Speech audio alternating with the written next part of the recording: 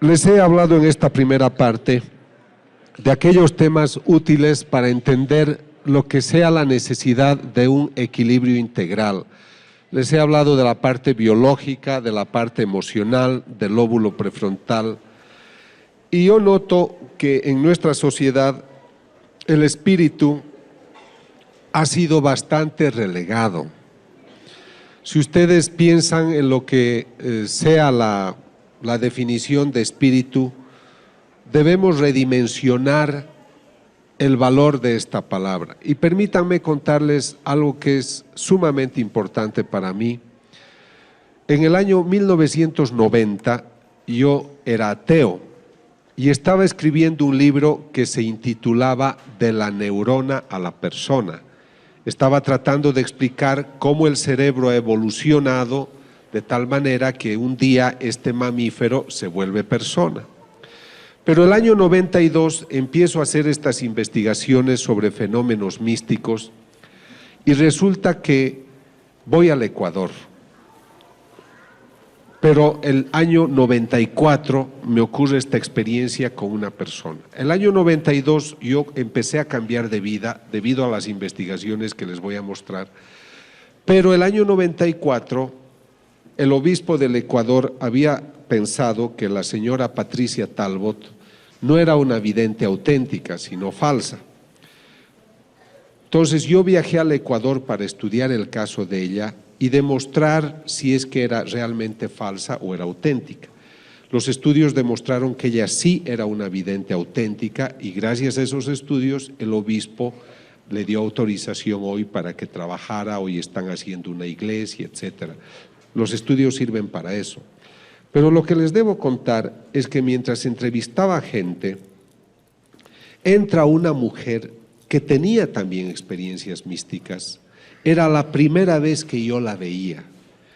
Yo no sé cómo llaman ustedes a las gentes que vienen del pueblo. Era una gente humilde, sencilla, sin ninguna formación, de unos 50 años, y me dice: yo tengo 2 mensajes de Jesús para usted.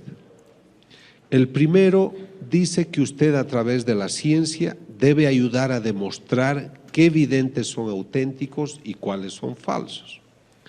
¿Y cuál es el segundo mensaje?, le digo. Y me responde: dice el Señor que usted no sabe qué hacer con su libro de la neurona a la persona. Ella no podía saber esto. Yo estaba escribiendo ese libro en los años 90, el año 92 estaba en el 8º capítulo y dejé de escribir porque era un tema en clave atea. Entonces les estoy hablando de que esto es serio.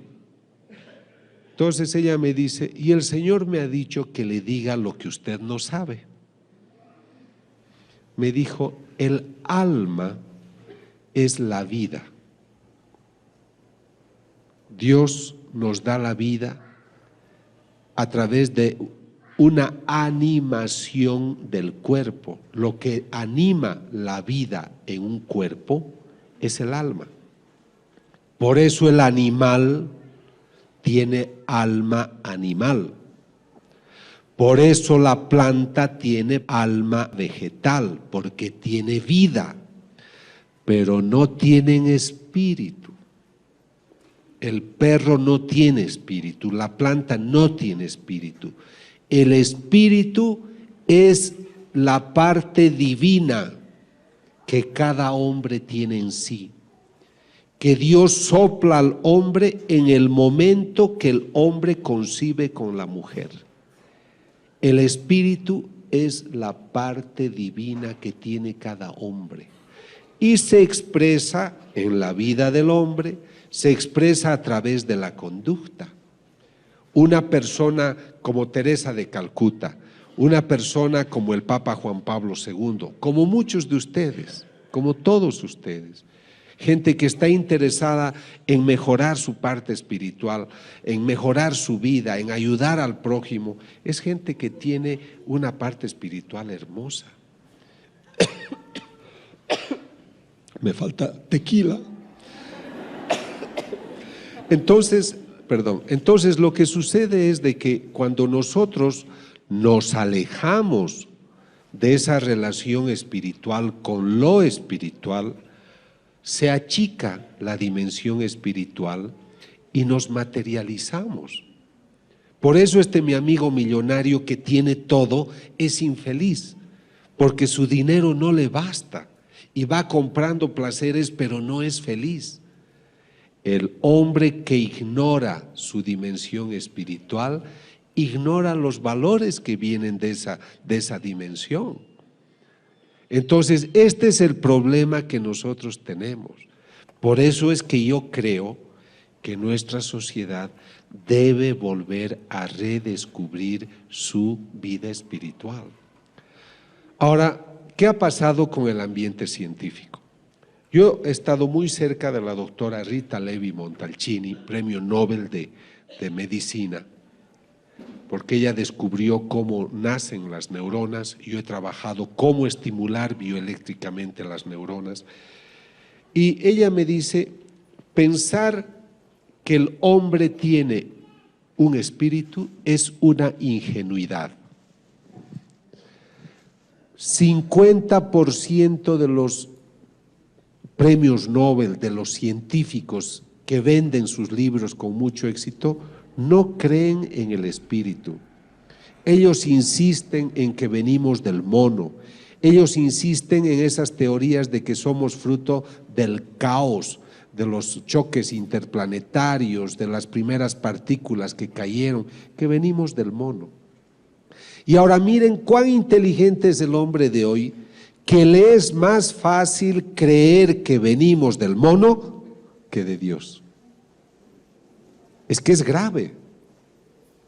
Y hay teorías que dicen que venimos de las abejas. Yo no sé cómo harán esa concepción de un mamífero semejante que salgan las abejas. Entonces, tenemos problemas serios de puntos de vista.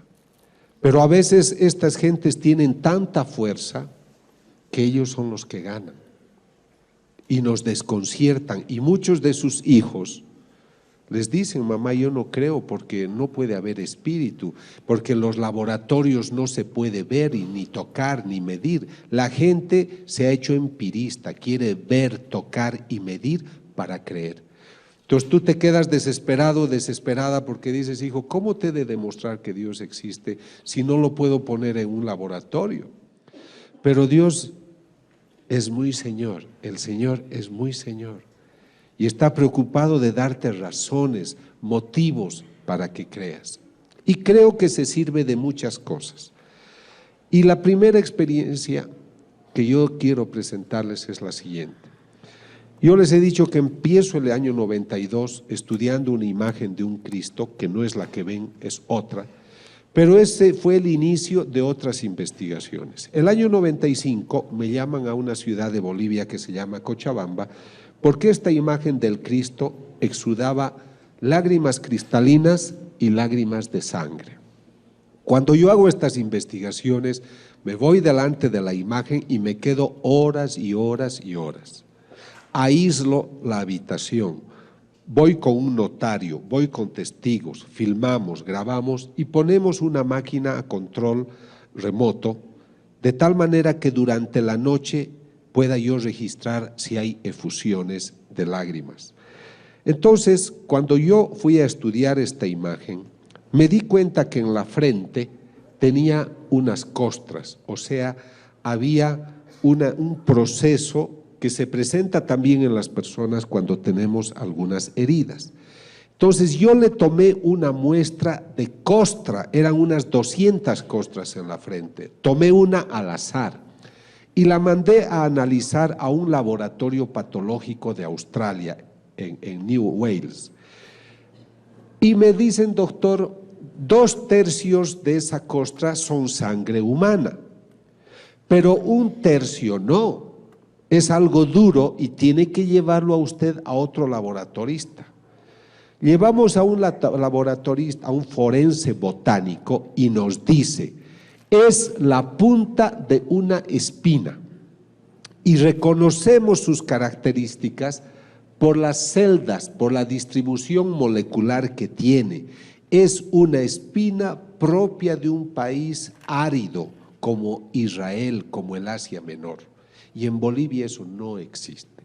¿Cómo es posible que en una estatua de yeso salga sangre, se formen coágulos, se formen costras y dentro de una de ellas haya una espina? Muchas gentes cuando escuchan de esto dicen es que dentro de la imagen hay algún mecanismo que le hace exudar. Yo no estoy usando la palabra llorar, nosotros decimos exuda o tiene efusión de sangre o de lágrima. Entonces hago una tomografía axial computarizada que divide la imagen en 27 partes y dentro está vacía. No hay ningún mecanismo que justifique esta efusión.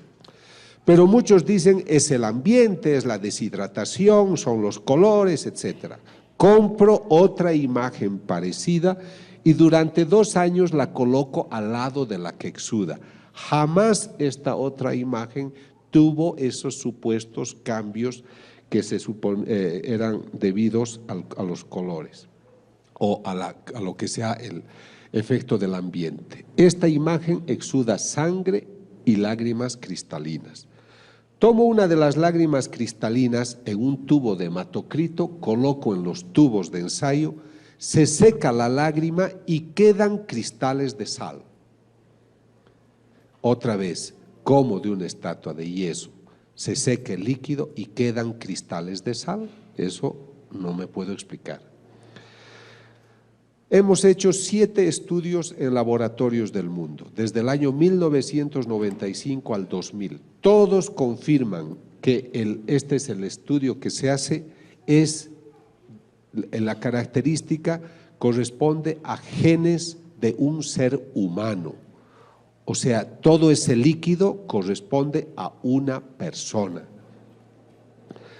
Ahora comprenderán que esto nosotros llamamos estudios a ciegas. ¿Qué quiere decir? Que yo voy donde está laboratorista a Nueva Orleans, a una oficina que se llama GenTest, uno de los mayores centros de estudio genético de Norteamérica, y esta doctora es una doctora que no ama para nada a los católicos, ella es de otra religión. Ella no sabe que esto viene de una estatua. Pero este señor que está ahí, Ron Tesoriero, es el australiano abogado que viaja conmigo para autentificar mis investigaciones, y él le dice, esta sangre viene de una estatua. Entonces ella se sorprende y ella dice, esto no puede ser que de una estatua de yeso salga esto. Pero su estudio confirma que esto proviene de una estatua y que es sangre humana. Bueno, ¿por qué yo hago estas investigaciones? Ahí es donde nace el Grupo Internacional para la Paz. Es un grupo que quiere ayudar a que la gente entienda estos fenómenos. No pedimos dinero a nadie. Es la primera vez que yo estoy vendiendo este libro porque es un libro de ciencia. Los libros que he hecho sobre ciencia y fe se los ha puesto a disposición. Algunos han comprado, otros no. Pero esto no se hace por dinero, ¿comprenden? Es porque cuando uno investiga, uno ama la verdad y hay que hablar de la verdad. He estudiado más de 50 casos y habían 7 falsos. Habían personas que mentían, no veían a Jesús, no veían a María, ellos ponían la sangre a las estatuas. Pero los otros son auténticos. Está también ocurriendo. Entonces acá el obispo dice, arzobispo de Cochabamba autoriza su veneración. Entonces lo que a mí me interesa es que cuando la iglesia quiere dar una opinión, tenga un informe científico, no les cobramos nada, cuesta mucho dinero hacer esta investigación, yo me financio mis cosas, mis amigos cada uno paga lo suyo, porque creemos que tampoco el sacerdote debe ser tan superficial en decir yo no creo en estas cosas, como a veces he encontrado gente muy superficial. Para hablar de estas cosas hay que estar bien informados y yo estoy muy bien informado porque son 12 años que viajo haciendo estas investigaciones. Entonces lo que tratamos es ayudar al discernimiento. Ahora quiero aclarar de que la voz científica no se adelanta a la voz de la iglesia. Nosotros, científicos, ahora católico, me someto a la autoridad de la iglesia. Y yo aconsejo que cuando hay estos temas, ustedes esperen siempre la opinión de la iglesia, porque en nuestros países latinos hay mucha especulación. Doy una charla en Colombia, hay 80 videntes, doy otra charla en España y 90 videntes. O sea, hay que tener cuidado porque también somos muy susceptibles y creemos muchas cosas. Justamente un taxista que me llevaba esta mañana me decía, pero hay también imágenes en los árboles, en los tallos de los árboles, etcétera, en los troncos, y mucha gente cree, comprende, y otros saben manejar muy bien eso. Entonces hay que esperar la opinión científica, pero sobre todo la opinión de la Iglesia. Estos estudios que yo realicé de varias investigaciones de apariciones de la Virgen, exudaciones, estigmatizaciones, llamaron la atención de la Fox, del canal de televisión americano. Entonces mandaron a este señor que se llama Mike Willesee a que me investigue. Ellos estaban preparando una película que se llamaba Estigmata, que es una mala película, pero ellos querían hacerse propaganda y pensaban que mis estudios eran falsos. Entonces mandaron a este señor para que él replique mis investigaciones en mi delante. Entonces ellos fueron a Bolivia, tomaron las muestras del Cristo. Hay una vidente de la que les vamos a hablar que se llama Catalina. Él dijo de que como esa vidente no había sido estudiada, que la traerían a México, al Hospital de Los Ángeles, para que la estudiaran y que yo podría seguir las investigaciones pero sin intervenir. Y el día 28 de julio de 1999 me sentarían en un sillón para decirme, yo salgo mejor del lado derecho por si acaso. Entonces, dice que estemos sentados en unas sillas que a través de un satélite nos van a entrevistar directamente desde el laboratorio donde ellos han hecho sus investigaciones para decirlo en público si hemos dicho la verdad o no. Entonces yo ese día estaba sentado y se contactan con los laboratoristas, 28 millones de personas veían que luego se ha hecho una película que se llama Signos de Dios, la ciencia prueba la fe, y pues fueron al laboratorio y la laboratorista dice, debo confirmar que los casos son auténticos. Y eso es lo que a mí me ha dado prestigio internacional, porque la Fox no es el Vaticano. Eran unos señores que querían hacer lo suyo, gastaron $2 millones, a mí no me pagaron ni un centavo por si acaso, pero ellos querían ver si esto era verdad o no. Y lo que podía haber sido algo negativo para mí se ha vuelto a favor, porque delante de todo el mundo, esa noche fueron 28 millones, pero luego ha ido a todo el mundo, pues han dicho, esto es verdad. Y entonces eso solamente quiero contarles para que sepan de que yo también, el investigador, he sido investigado. Han hecho una película de 2 horas, documental Signos de Dios, la ciencia prueba la fe, y pues allá ellos fueron los que estudiaron el caso de quien les hablaré luego. Cuando empecé a estudiar esa imagen del Cristo que lloraba, como yo era ateo, yo no estaba relacionado con miembros de la iglesia. Entonces muchos me dijeron de que no podía ser, de que cómo, me tienes que avisar antes para que yo pose, ¿no es cierto? Entonces descubrí, bueno, me decían, no puede ser, estos casos no hay. Pero luego, estudiando, encontré que en el año 1953 lloró esta Virgen en Italia, en Siracusa. Y el año 1954 el Papa Pío XII la aprueba, dice este es un caso extraordinario y hacen una basílica. Entonces yo tenía un argumento para demostrar a los religiosos de que realmente habían casos de este tipo y que una prueba era esta exudación que exudó 4 veces. Ese Cristo de Cochabamba ha exudado casi ya 200 veces. Y luego empiezo a conocer más casos en Italia en Italia también esta es la rosa mística que exuda y muchas imágenes. Y tengo que viajar a Akita, Japón. En Japón empieza a llorar la Virgen. Es una imagen de madera que exuda 101 veces, lágrimas cristalinas y sangre. A quien le ocurre eso es a una monjita, que es una vidente que ve a la Virgen, se llama Agnese Sasagawa. Es una religiosa sorda. Ella empieza a verla a la Virgen y se sana de la sordera. Muchos dudan, pero el obispo es un hombre serio, quiere saber todo, hace las investigaciones y el año 1985-90 hace documentos apoyando esta aparición, y el mismo cardenal Ratzinger el año 90 convalida las apariciones de Akita, Japón. Entonces, no es que la Iglesia no se interesa, lo que pasa es que quienes no hablan bien de estos eventos no están bien informados.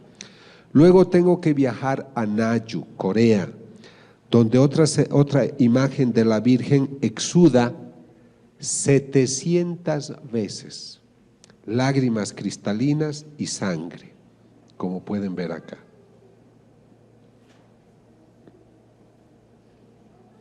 ¿Ves? Este es del lado derecho. Y estas son las muestras, de sangre que hemos tomado para analizar y comparar con otras investigaciones que me tocan realizar. Ahora, no en todas partes hay exudaciones de lágrimas, de sangre o cristalinas. En algunos lugares hay efusiones de aceite.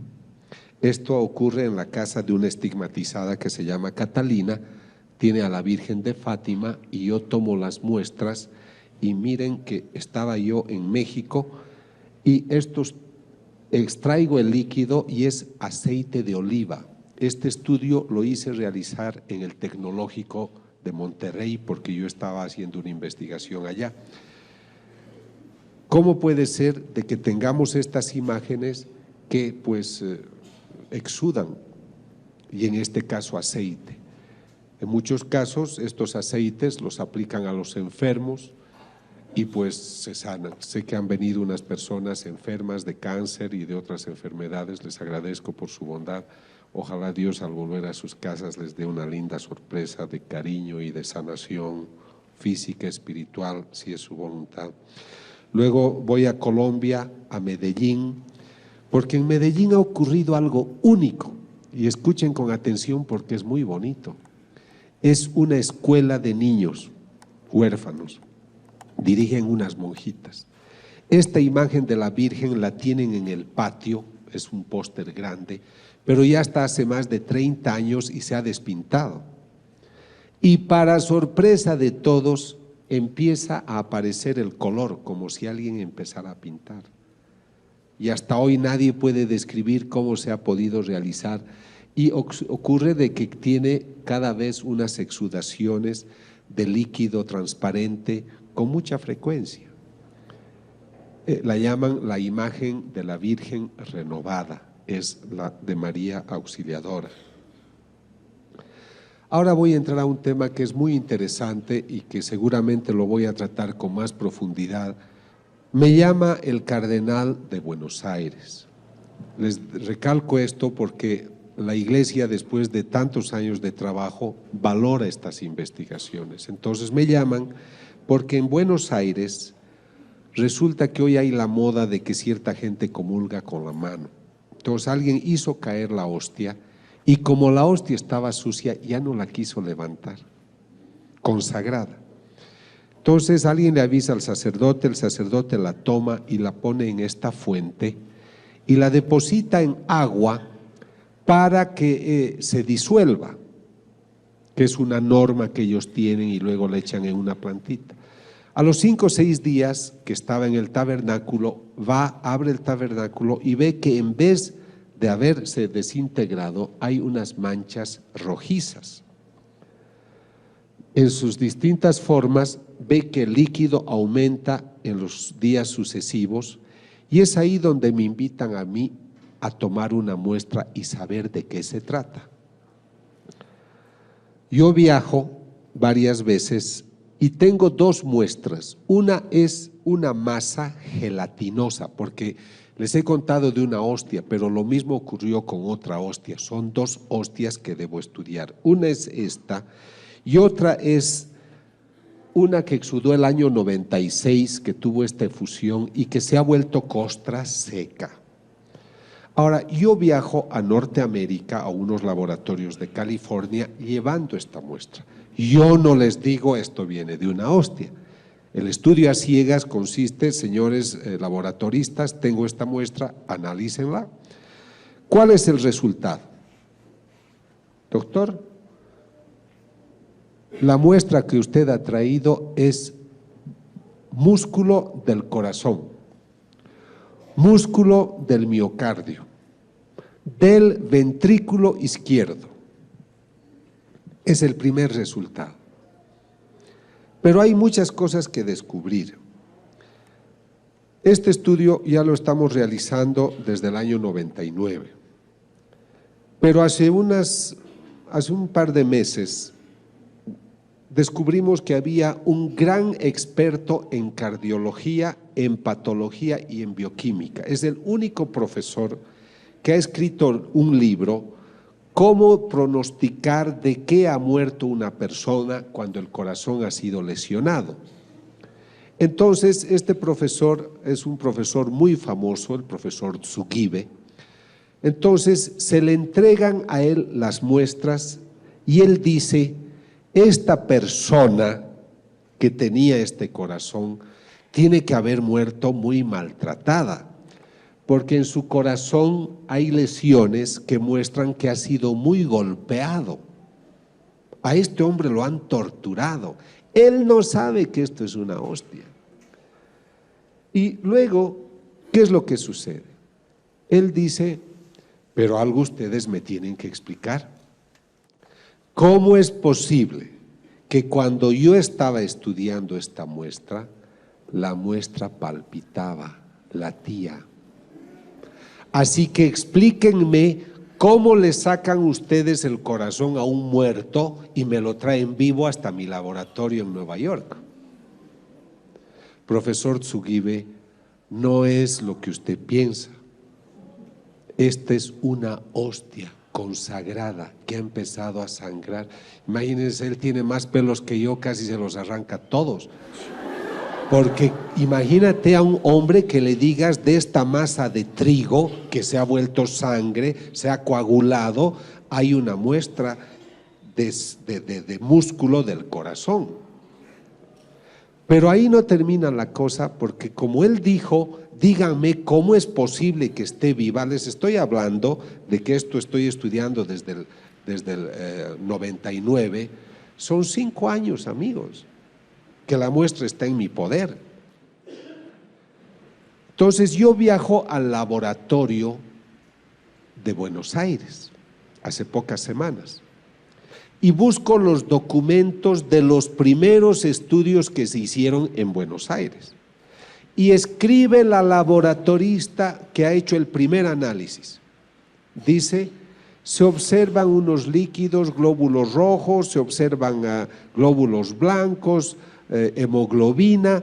Lo que me llama la atención es que las células estén palpitando y que estén latiendo.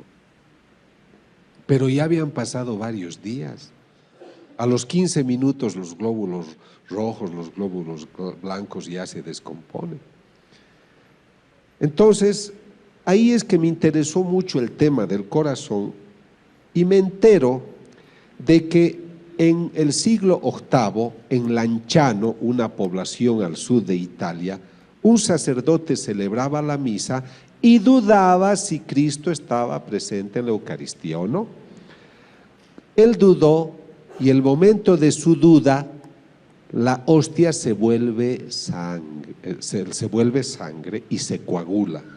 Y se vuelve esta pieza de carne que si ustedes van hoy o viajan después a Lanciano, la pueden ver, veo que algunos ya lo han hecho, pero el vino se vuelve unos grumos que son 5 grumos de sangre, es como un algodoncito de sangre, pero son de distinto tamaño los 5 y cada uno pesa igual. Y ellos, los italianos, la conferencia episcopal, invita en los años 70, esto ha ocurrido en el siglo VIII, repito, pero se conserva, y entonces invitan a este profesor, que es el profesor Linole, experto en bioquímica, patólogo, a que haga estudio. Y este doctor nos dice, es músculo del corazón igual que la muestra que ustedes tienen. O sea que la muestra que yo tengo de la hostia de Buenos Aires, que es de los años 90, 2000, es la misma que esta, es de la misma persona. ¿Qué opinan? Lo demás ya no les cuento porque si no ya no se compran mi libro. Entonces resulta, mentira, no he traído el libro que habla de eso. Entonces miren, acá estamos hablando creo, de una prueba de algo extraordinario. ¿Puedo yo comprobar que Cristo está presente en la Eucaristía? El Señor dice una mística: yo hago milagros para los ciegos y los sordos. Pero no quisiera hacer milagros, quisiera que creyeran por fe. Yo no soy nadie para poder decirles, esta es la prueba. Pero yo quiero ponerles sobre la mesa los resultados de las investigaciones para que ustedes lo mediten y ustedes lleguen a sus propias conclusiones. Yo no puedo explicarme respecto de las imágenes, que una imagen de yeso exude. ¿Por qué esta pared de yeso no exuda? ¿Por qué solo las imágenes sagradas?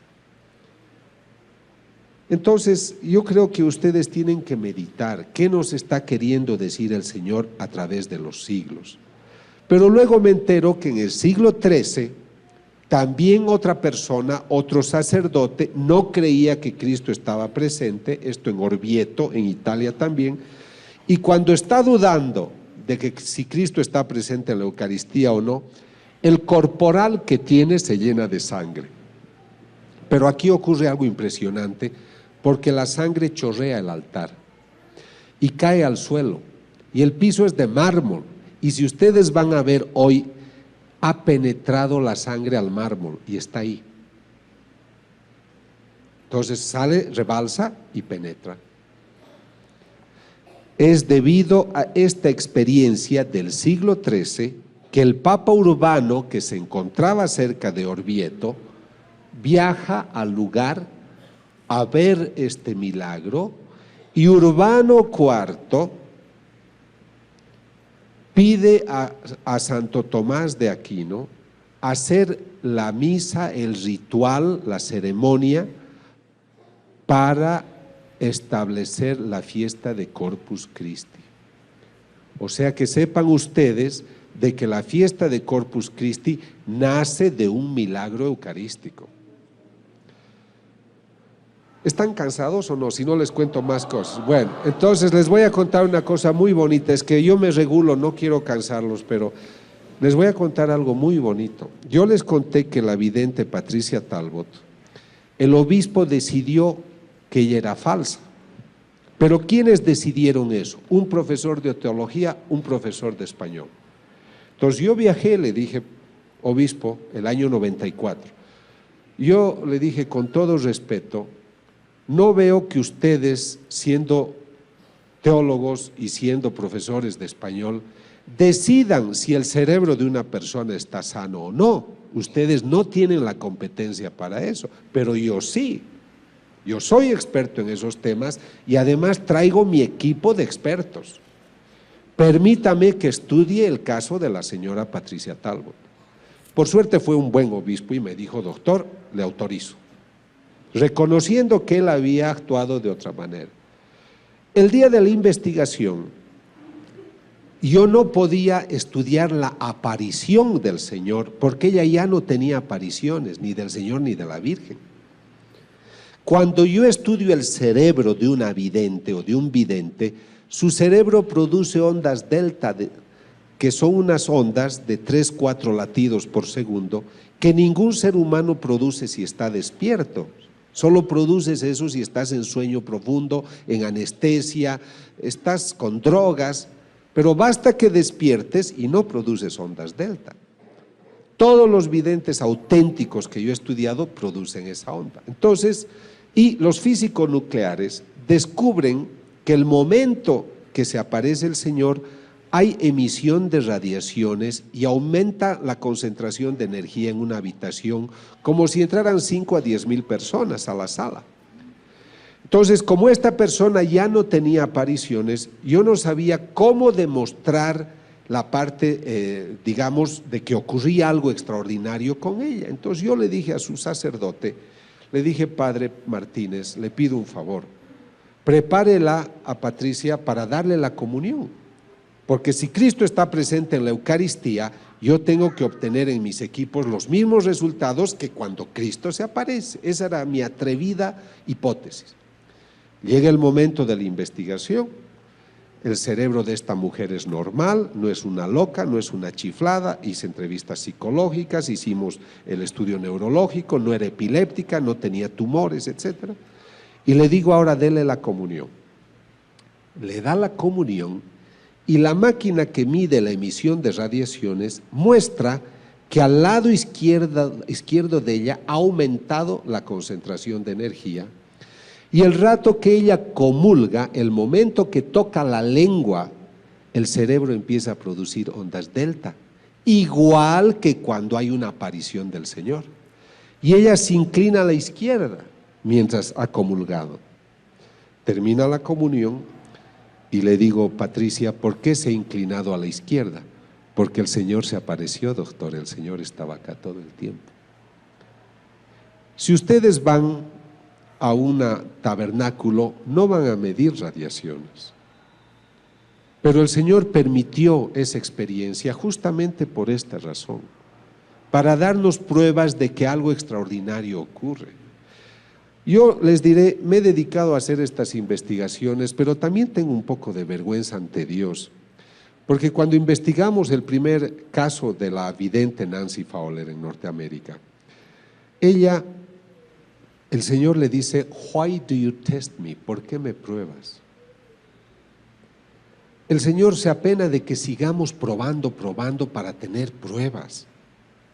Pero también le dice: hija, es que viven en un mundo muy racionalista, ya no son sencillos como palomas, son gente complicada. Les he dado una mente para entender mi maravilla y utilizan para decir que vienen del mono y la utilizan para negarme. Les he dado manos para que me abracen y utilizan para darme una bofetada. Y esto le dice a Catalina, a esa señora que hemos estudiado y que tiene estigmas. Esta señora Catalina es de Bolivia, pero vive en México, y el Señor un día le dice que, bueno, que él quería utilizarla a ella para experiencias importantes. Yo estaba no sé dónde y me llaman de una clínica, me dicen: doctor, la señora quiere verle. Viajo a esa ciudad, a una clínica, y esta señora tenía en sus manos unas heridas. Los doctores del hospital dijeron que ella tenía equimosis, unas heridas que se curarían en unas 5 semanas. Un médico me dijo: su marido la debe haber golpeado, usted que es psicólogo, indague. Pero ella me dice: y los médicos dicen esto se va a curar en algunas semanas. Pero ella me mira y me dice: doctor, mañana no voy a tener nada. Al otro día, ese día era viernes, voy, es sábado, miren la herida del viernes y el sábado no tiene nada. Así conozco a esta señora, Katia Rivas, Catalina, y luego voy haciendo seguimiento de otras experiencias. Eran casi cada viernes al principio, luego los primeros viernes. Mucha gente me dice: doctor, ¿y les duele a estos estigmatizados las heridas? Claro, son perforaciones de carne y hueso, son muy profundas las heridas, fíjense. Pero a las 3 horas, esto empieza en general a las 12, a mediodía, pero a las 3 de la tarde se empiezan a cerrar las heridas. Este es el pie, esta es la misma herida que ya se empieza a cerrar. Entonces, estas lesiones, muchos dicen que se las hacen por histeria, son histéricas, que se hieren. A mí me han visto en público 200 millones de personas y ustedes son parte hoy de esos 200 millones. Y yo les digo, si ustedes conocen una histérica que se hace estas heridas y a las 3 horas las cura, yo la quiero estudiar. Y quiero demostrar al mundo que hay esas histéricas. Porque hay gente muy arriesgada que dice cosas y no tiene pruebas. Yo quiero estudiar a esas histéricas. Puede haber una persona que tenga algún poder mental y se hace una herida en el muslo, tal vez en el pecho, pero estas personas te pronostican, te dicen: yo voy a tener heridas mañana, en un mes, en 2 meses, y te dicen los horarios. Pero no solo eso, son personas como el caso de esta Catalina, que ha escrito 14, 15 libros dictados por el Señor, porque ella escucha al Señor, la ve a la Virgen. Creo que les han traído unos libros. Yo les aconsejo, si quieren crecer interiormente, hay un libro que para mí me parece importante, se llama La Gran Cruzada del Amor, que creo que lo tienen afuera. Es un libro que te explica cómo Dios te ve. Dice: yo soy un Dios del amor, amar es lo que mejor sé hacer, pero te pido que cuando tú me escuches seas como una paloma. ¿Y sabes por qué te pido que seas como una paloma? Para que seas fiel, porque la paloma biológicamente no puede ver varios objetos a la vez, solo ve uno. Y yo quiero que seas como una paloma para que solo me veas a mí. Ven, yo te invito, entra a mi escuela es del amor.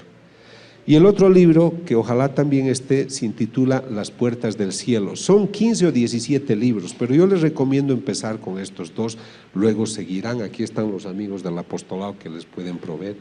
Pero el otro libro, Las Puertas del Cielo, es un libro que te habla de la relación de Dios contigo. Es un libro muy bonito, porque vas a entender qué es lo que Él piensa de ti, qué es lo que espera de ti. Y hay otro que me parece útil, que es muy cortito, que habla sobre todo lo que ocurre durante la misa. Mucha gente se aburre durante la misa, pero no sabe las maravillas que ocurren en las misas. Aquí hay un sacerdote maravilloso. En todas las misas que celebra se le aparece la Virgen a su derecha en cada misa. Y en cada momento que eleva el sacerdote la hostia, Dios Padre, el Hijo, el Espíritu Santo se aparecen en cada misa. Y en el momento del ofertorio, tú estás pensando en dar tu limosnita, pero tu ángel se ha retirado de ti, el de la guarda, va delante del altar y lleva tus ofrendas, ¿no? Ella ya lo tiene. Por eso, entonces, que otros también lo tengan. Esto significa de que hay muchas enseñanzas que ignoramos y que el Señor a Catalina le explica. Pero los estudios, digamos, que más me han ocupado han sido los de las apariciones de la Virgen. Imagínense, la Virgen yo era ateo cuando empecé esto, y me dicen: se aparece la Virgen, doctor, en Yugoslavia. Y yo digo: ¿cómo se va a aparecer la Virgen? Tendría que tener 2000 años de edad. ¿Cómo puede vivir alguien 2000 años? Porque yo venía del ateísmo, no entendía. Entonces viajo a hacer mi primera investigación a Estados Unidos. ¿Y qué es lo que encuentro? Ya no me basta que una persona me diga: doctor, yo veo a la Virgen. Durante las apariciones, las nubes forman estas imágenes. Pero no ocurre durante el Mundial de Fútbol ni durante las Olimpiadas. ¿Por qué ocurre en esos lugares? Entonces, tengo una serie de datos que me interesan mostrarles. Tú dices que la ves a la Virgen, sí. Ella es Visca, no es que es Visca, sino se llama Vishka, ¿no? En croato me parece. No, ella dice que ve a la Virgen. Le toman una fotografía y ¿qué ven detrás? Hay un rostro. El momento que se tomó la fotografía no estaba. Entonces, cuando yo estudio un caso, no me basta que me diga yo veo. Yo tengo ayudas de distinto tipo, luego les hablaré la parte científica. Esta Vishka dice: la Virgen me ha dicho que como mañana es Pentecostés, caerán 12 lenguas de fuego como hace 2000 años. Al otro día 5000 personas se reúnen y pueden ver cómo las 12 lenguas de fuego caen. O sea, aquí es interesante para la investigación de que haya un pronóstico, mañana va a ocurrir. De hecho, cuando yo dudo de algún vidente, Lo que hago es pedirle una prueba, le digo a usted, dígame qué va a suceder, escoja usted las cosas, que el Señor o la Virgen se lo diga y en base a eso yo me he de comportar, ¿no? Porque tiene que darme una prueba. Yo soy un investigador, no la va a dar a todo el mundo, pero si usted quiere que yo hable al mundo de esto, usted tiene que darme una prueba de que algo especial sucede con usted. Muchos ya no vuelven por eso. Ahora, acá es un crucifijo. Durante las investigaciones es un lugar que se va a rezar y delante aparece esta imagen en una fotografía. La gente puede decir de que es una sobreposición de imágenes, pero es una foto Polaroid, no hay replicación. Y ténganla en cuenta, por lo que van a ver luego, esto es Estados Unidos, lo otro ocurre en Corea. Esto sigue siendo Estados Unidos el 13 de octubre. Por eso cuando yo investigo, leo los mensajes, estudio la vida de la persona, entrevisto psicológicamente o psiquiátricamente lo que hacen, recurro a neurólogos, psiquiatras, físicos nucleares, pero durante la aparición puede suceder de que toda la gente pueda ver algo parecido a esto. Esto ocurre en el Ecuador, ante 150,000 personas. El cielo estaba oscuro y el momento de la aparición se despeja y aparece ese perfil. Esto ocurre en Corea, es lo que les decía, este es el altar donde llora la Virgen, se toma una fotografía, pero miren qué ocurre delante, ¿no?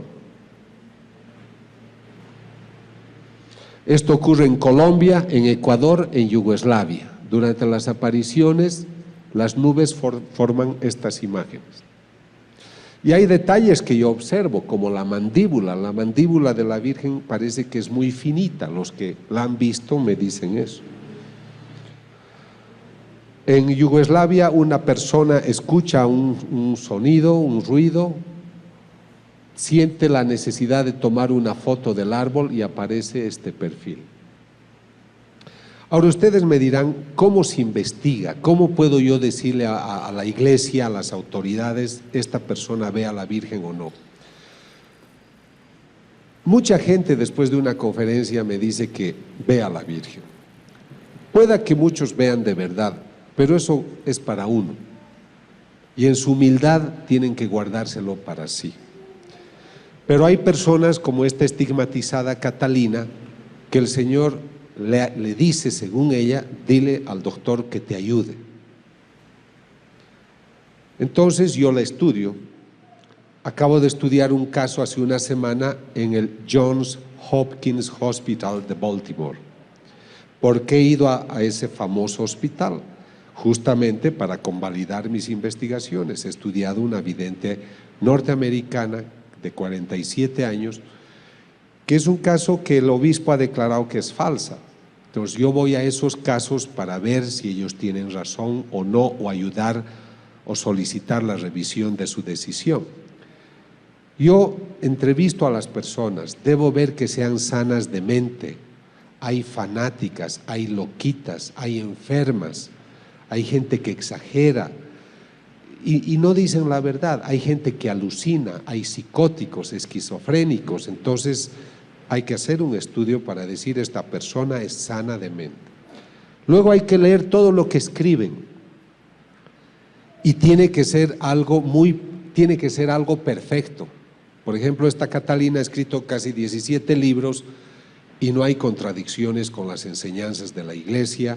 Es una persona que no tiene la formación cultural para darte una cita de 40 citas bíblicas, o que tú estés pensando algo y ella te responda, o ese texto de la misa, o los otros dos que van a poder leer, o los que quieran, pues te están mostrando cosas que ningún ser humano sabe. Yo cuando leo esos libros me sorprendo de la belleza que tratan. Ellos no tienen la formación, entonces veo que algo extraordinario pasa con ellos. Luego estudio con aparatos. Antes de los equipos veo su estilo de vida. Yo viajo de incógnito, les veo cómo viven. Yo he descubierto una vidente falsa en Ecuador, porque yo le decía, ¿y usted cuándo va a misa? Nunca la veo en la iglesia, era un pueblito. es que yo voy a la misa con mi director espiritual. Le digo, ¿y dónde está su director espiritual? Ha viajado. Pero, ¿y cuando usted reza? Nunca la veo ir al oratorio. Es que yo rezo en mi cama en la noche, me levanto, hago ayunos, duermo en el suelo. Todo era mentira. Pero recibía dinero y había gente que la buscaba y un sacerdote la apoyaba, ¿comprendes? Pero era todo mentira. Un día fuimos a la misa juntos y hacía calor cerca de Guayaquil. Hacía tanta calor que ella, como le hacía calor, era domingo, se salió de la misa y no escuchó la misa. Ningún domingo, ningún vidente un domingo va a dejar de escuchar una misa, solo porque hace calor. Entonces hay que estudiar también el estilo de vida. Hay tipos que son muy callados, otros que hablan más, pero todos son muy valientes, todos son perseguidos porque les calumnian, les dicen muchas cosas feas, pero son valientes porque perseveran. Los falsos casi siempre vienen y me dicen, yo soy vidente, además el Señor ha dicho que usted es una maravilla, que usted es un santo, que usted es melenudo, que usted tiene una linda cabellera, todo. Yo no les creo, ¿comprende? O sea, me echan muchos piropos y en general el Señor no es así. El Señor puede decir, mi hijo me sirve, mi hijo me ayuda, pero no te va a dar tantos piropos, ¿comprendes? En cambio los falsos te dicen, te adulan de muchas maneras. Por eso cuando viajamos no permitimos que nos paguen un hotel, que nos alojen en sus casas. Por eso yo no puedo recibir dinero ni de ellos ni de la iglesia, tengo que financiarme yo, porque tengo que sentirme libre de lo que hago. He tenido un grave problema en un país centroamericano. La prensa descubrió que el vidente que se decía estigmatizado, el momento en el cual según él sangraban sus manos, la televisión con un teleobjetivo descubrió que tenía una cruz y que al pincharla se perforaba el dedo, luego se untaba lo demás y decía, ahí están mis estigmas. Entonces el grupo que le ayudaba a este estigmatizado de unos 50 años, me llama y me dice, doctor, ayúdenos porque la prensa nos está atacando y dicen que este hombre es falso. Como yo soy Robin Hood, como soy el mosquetero que ayuda a los que tienen problemas, viajé para hacerme problemas. Entonces yo llego al lugar y le digo, me interesa verlo al vidente. Me llevan a un lugar, el grupo que lo apoya al hombre, que le ha regalado un auto de $50,000, que vive en una linda casa, que el tipo ya no trabaja, vive como un rey el hombre, eso también yo observo, ¿no? Entonces les digo, bueno, aquí estoy. Lo entrevisto al hombre, no me dio la impresión que era místico, para nada, pero yo debo tener pruebas, no me debo basar en mi impresión. Entonces les digo, muéstrenme todo el material que tienen de cuando tiene sus estigmas. Y me dicen, doctor, hemos viajado a España, al convento donde está la santa que él representa, porque él habla como mujer y habla de una santa, etcétera. Entonces me muestran las películas donde está sangrando, 5 películas, y descubro en las 5 el momento que se perfora. Entonces yo he ido a ayudarle a descubrir que era falsa la perforación y descubro que otras 5 veces se ha perforado. Y yo le digo al grupo, queridos amigos, lamentablemente no les puedo ayudar porque el Señor realmente tiene la cruz con agujas que él se perfora. Me querían golpear, me querían sacar por la ventana, porque estaban molestos de que yo descubra una falsedad. Entonces, este es un problema. Hay gente que se hace fanática y que cree cualquier cosa. Por eso, no protesten contra la iglesia. Yo sé que a veces algunas autoridades son severas con ciertos videntes auténticos, pero estos están con Dios y al final la luz va a salir. Pero no hay que adelantarse, no hay que faltar al respeto a la decisión de la iglesia. Yo he estudiado 3 casos importantes y maravillosos de videntes que eran auténticos y luego han cambiado de vida y se han vuelto personas desagradables. ¿Qué pasaba si el obispo de ese lugar las habría aprobado? Harían el ridículo ahora. Entonces, por eso la iglesia está protegida por el Espíritu Santo y no tenemos que hacer depender nuestra fe de estos eventos. Estos eventos nos están despertando la fe, como ha sido mi caso. A ustedes estoy seguro que ahora van a comulgar con más entusiasmo, pero no dependamos de la vidente, del vidente. Ellos son unos instrumentos que nos tienen que llevar a las enseñanzas de la iglesia, al dogma. Y entonces vamos a vivir mejor. Yo vivo mejor mis misas gracias a muchas cosas que me han dicho los videntes, pero yo no estoy esperándolo al vidente. Lo que me interesa es encontrarme con el Señor en el Santísimo. Entonces tengan presentes, sean prudentes, gocen de estos regalos. Llévense esos libros maravillosos que les van a hablar de un Dios que está hablando al hombre de hoy, porque está preocupado de un hombre que ha erigido otros dioses y se ha olvidado de él. Realmente, para mí, el concepto fundamental de todas estas apariciones es que el Señor se aparece para decirnos que existe y que nosotros nos hemos olvidado de él. Ahora, con esto yo ya termino. Lo que estoy tratando es de investigar todo lo que sea la sangre de la sábana santa, que ustedes saben, se ha dicho que es de la Edad Media, es otro estudio que ha especulado muchísimo y mal, pero yo quiero comparar muestras de esta sangre con las del Cristo, con las de las hostias, y ya estamos obteniendo varias muestras. Ni bien el Vaticano nos dé permiso para investigar la sábana santa, lo vamos a hacer. Ahora, ¿con qué debo concluir? Yo quisiera decirles de que estamos viviendo una época especial. Ustedes se preguntarán, ¿por qué yo viajo por el mundo hablando de estos temas? Yo he escrito mucho y he dictado muchas conferencias, porque siempre me ha interesado que el hombre sepa lo que era el estrés, la depresión, las neurosis. He hecho mucha investigación. Pero yo noto que el hombre de hoy no está bien, no está sano. ¿Cómo puede estar sano el hombre que mata a su mujer, como ocurre en España? Cada semana un hombre, marido o compañero, mata a su mujer. ¿Cómo puede ser sana una nación? En Alemania hay aviones que viajan hasta Filipinas, hasta Bangkok, a hacer sexo con niños, prostitución infantil. Hay 1.200.000 niños prostitutos menores de 12 años. Y eso con la aquiescencia de gobiernos.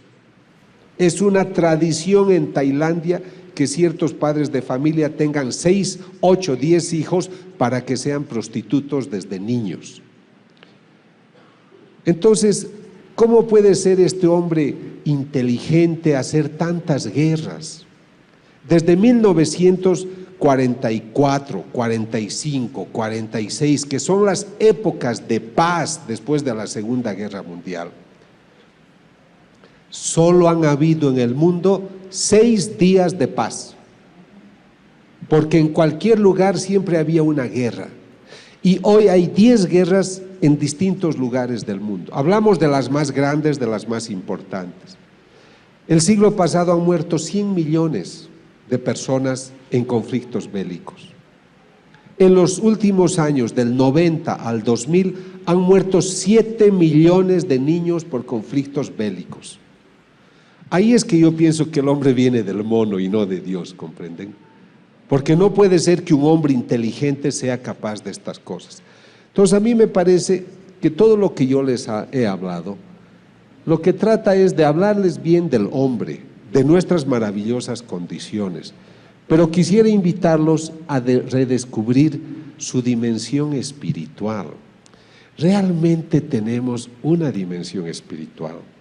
Estuve en Panamá hace pocos días y me invitaron a dictar una conferencia junto a una doctora colombiana, una odontóloga. Y esta señora cuenta, ella debe tener unos 40 y tantos años, con las mujeres no se sabe, ¿no? Pero yo calculo gentilmente. Esta señora le ha caído un rayo en Bogotá, la ha destruido, estaba llena de heridas, le ha quemado todas las partes internas, los ovarios, le ha quemado todo. Y esta mujer, durante el momento que le cayó el rayo, ha visto muchas cosas, ha visto el purgatorio, ha visto lo que ocurre durante la comunión, durante la misa, durante la Eucaristía. Y esa mujer se ha sanado, su cuerpo está regenerado. Y pese a que no tenía ninguna capacidad para ser madre, se ha puesto encinta y ha tenido otro hijo. Y ella viaja ahora contando su experiencia.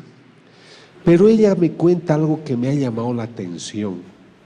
Los médicos declaran que ella estaba en coma después que le cayó el rayo.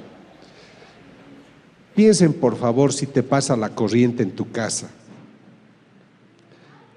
¿Cómo es que te caiga un rayo y te queme todo? Los zapatos están quemados, el cuerpo está quemado, se ve los huesos, porque está todo quemado, chamuscado y es olor a carne. Y esa mujer obviamente no puede estar despierta, está en coma. Pero ¿qué cuenta ella? Que ella se encontraba en Yugoslavia, pidiéndole a una señora que rezaba mucho, que rezara por su alma. Esta doctora fue la que hizo grandes movimientos en favor del aborto en Colombia, en favor de la eutanasia. Y durante el momento que le cae el rayo, tiene una visión de cómo ella se está por caer al purgatorio. Y una voz le dice: tú mereces irte al último lugar del purgatorio, que es cerca del infierno, y es horroroso, y ve unos monstruos y ve cosas feas. Esto es lo que ella relata, y es una persona seria. Y entonces ella está desesperada, dice: no puede ser que mi alma se esté perdiendo, yo no creía en estas cosas, yo no creía en Dios. Y el Señor le permite volver a la vida y la cura para que hable de estas cosas. Por eso ella viaja por el mundo hablando de estos temas. ¿Por qué les cuento esto? Porque si ella estaba en coma en Bogotá, ¿cómo es que estaba en Yugoslavia pidiéndole oración y pidiendo oración a otras personas, y ella se veía lo que los médicos estaban haciendo con ella? Para mí este es un caso interesante porque demuestra que tenemos un espíritu, que es el que se estaba moviendo para pedir oraciones. Por eso hacen bien ustedes cuando hacen oraciones de reparación. Me da pena que hayan personas enfermas, pero benditas las personas enfermas, porque a través de ellos el Señor salva a mucha gente. Entonces esta mujer ha tenido una experiencia extraordinaria, y les voy a contar otra que a mí me consta más. Yo estoy trabajando para que la gente redescubra el espíritu. Entonces un día en Londres, un automóvil atropella a un señor. Escuchen esto porque es muy interesante. Este señor tiene unos 60 años, lo atropella el auto, está de muerte, lo meten de emergencia y el tipo muere. Entonces lo bajan a una sección donde está el tanatorio, y de repente el hombre empieza a gritar y dice: sáquenme de aquí, socorro, ayuda, etcétera, y el tipo está vivo. Entonces, cuando todos se sorprenden, dicen: pero ¿cómo usted está vivo si estaba muerto? Le hemos hecho todos los controles. No sé, dicen, lo que pasa es de que yo quiero que traigan al cirujano que me ha salvado la vida, a ese pelirrojo. Al pelirrojo, sí, le dice, es el cirujano que te ha curado. Bueno, que venga.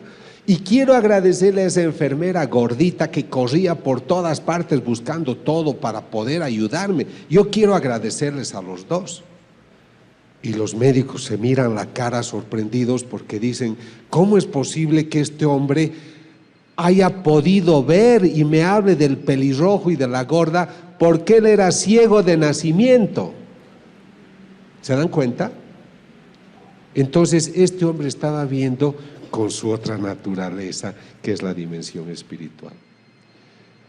Yo voy a hablar el próximo sábado, y no lleven sus celulares por si acaso, en la Universidad Interamericana, Intercontinental. Quisiera que inviten a otra gente, Porque yo creo que esta es una oportunidad para reflexionar sobre estos temas. Yo les quiero decir, a mí nadie me paga por hacer estas cosas. Pasamos muchos apuros para hacer estos viajes, pero los hacemos con dignidad, porque es un homenaje a la gente, es un homenaje a la verdad natural y a la verdad sobrenatural, para que las personas comprendan de que algo extraordinario está ocurriendo en el mundo y ustedes son privilegiados en tener acceso a esta información, porque mucha gente no tiene acceso a esta información. Y si Dios está permitiendo que ocurran estos casos extraordinarios, ustedes en México tienen la maravilla de la Virgen de Guadalupe. Así se ha ido repitiendo porque Dios está pendiente del hombre. Somos nosotros los que le damos la espalda, somos nosotros los que no queremos estar cerca de Él. Somos nosotros los que nos bautizamos y solo 15% se acuerda de Él los domingos, y sobre todo nos acordamos de Él cuando tenemos problemas. Yo creo que todo lo que nos está ocurriendo es para recordarnos que está vivo. El Señor dice: yo soy un mendigo, porque estoy esperando que el hombre me pueda donar lo que más quiero, y es su corazón. Eso es lo único que espero. Pero todo depende de su voluntad, porque el hombre es libre para amarme. Él puede construir otros dioses si él quiere, pero yo lo he creado para poblar el cielo y no para poblar el infierno. Yo no soy un Dios que castiga, soy un Dios que se apena por el pecado. No te condeno, lo que quiero es más bien salvarte, quiero sacar de la muerte vida, porque yo he vencido a la muerte. Cuando yo leo estos mensajes y cuando se lleven esos libros, léanlos poco a poco. Yo hago una cosa, me voy a una iglesia a leerlos delante del Santísimo, porque escuchas esa voz viva, escuchas a ese Dios que te está hablando aún hoy. Seamos generosos, no estamos bien, nuestra economía no va bien, la gasolina está aumentando, los conflictos bélicos aumentan, viajar cada vez se hace difícil, sacar una visa para ir a un país. ¿Cuántos mexicanos mueren en las fronteras simplemente porque no pueden ir tranquilos a México y de otros a Estados Unidos y de otros países? Porque hemos perdido ese sentido de hermandad. ¿Y cuándo vamos a cambiar? ¿A la fuerza, por el castigo? ¿Por qué no empezamos entre nosotros a ser mejores hermanos?